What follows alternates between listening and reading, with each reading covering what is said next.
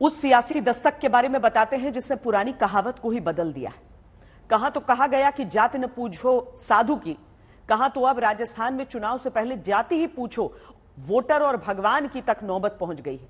मुख्यमंत्री अशोक गहलोत ने जातियों को साधने के लिए उन जाति से जुड़े बोर्ड के गठन की झड़ी लगा दी। जातियों के ऐसे बोर्ड जिनके पास न बजट है न काम, सिर्फ वोट साधने का जुगाड़।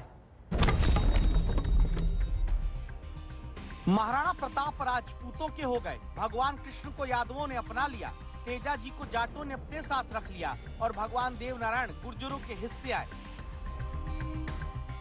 राजनीति ने धर्म और जाति में पहले नागरिकों को बांटा, अब महापुरुष और भगवान भी जातियों के नाम पर बटे तो जातियों के लिए बोर्ड बनाने की झड़ी राजस्थान में लग गई। जातियों से वोट का गणित साधने की ऐसी सियासत चल पड़ी जहां मुख्यमंत्री आवास में अब जातियों के मेले लग रहे हैं। ये भीड़ राजपूत समाज की केसरिया साफा, केसरिया साड़ी में राजपूत पुरुष और महिलाएं अशोक गहलोत को धन्यवाद देने पहुंचे और ये भरोसा देने की राजपूत ही इस बार चुनाव गहलोत को लड़वाने वाले हैं। इस बार आपकी सरकार रिपीट होना ये आपके लिए जरूरी नहीं है, ये राजस्थान की जनता के लिए जरूरी है। ये राजस्थान की आन बान और शान की लड़ाई है। आप राजस्थान के लिए लड़ रहे हैं, अपने लिए लड़ रहे हैं। दरअसल राजस्थान के मुख्यमंत्री ने राजपूतों के लिए महाराणा प्रताप बोर्ड का गठन कर दिया। ये अभिनंदन इसीलिए हो रहा है।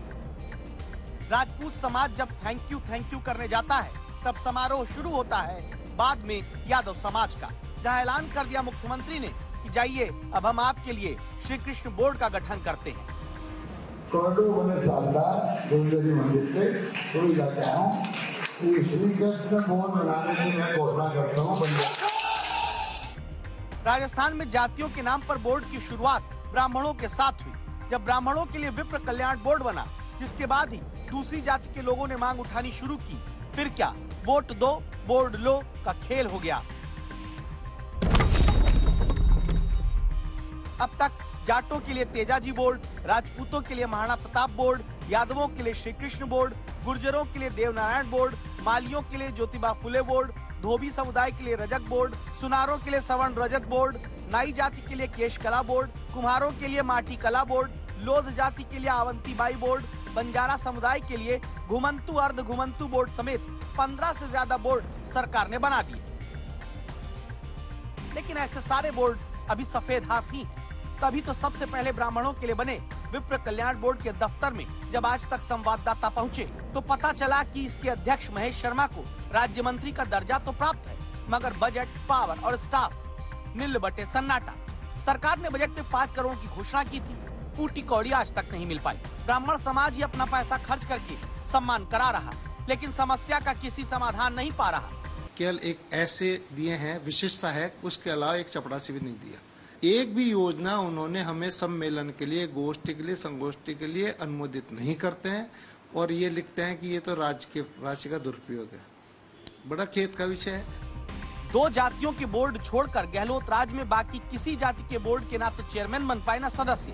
इंदिरा गांधी नगर के दफ्तर में सभी जातियों के बोर्ड को ऑफिस बनाने की जगह दे दी गई।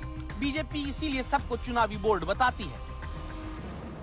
सिर्फ एक झुंझुना खड़ा के और उसको वो जाति जोर से बजाए और वो भ्रम पाले कि उसकी बहबूदी के लिए अशोक गहलोत साहब ने बहुत बड़े काम किए।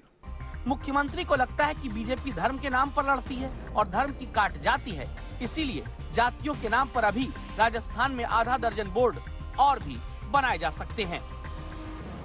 जन्म जात ना पूछिए का जात अरुपात, रैदास पूत सब प्रभु के, कोई नहीं जात कुजात। मगर सरकार ही अगर जाति के नाम पर भेदभाव करने लगे तो फिर किससे उम्मीद करें।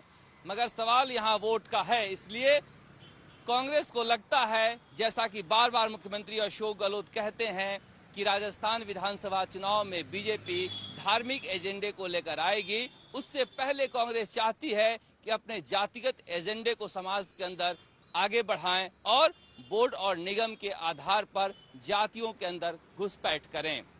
राजस्थान विधानसभा चुनाव में इस बार बीजेपी के धार्मिक कार्ड और कांग्रेस के जातिगत कार्ड के बीच जोर आजमाइश हो रही है। कैमरामैन शर्मा के साथ शरद कुमार, जयपुर, आज तक।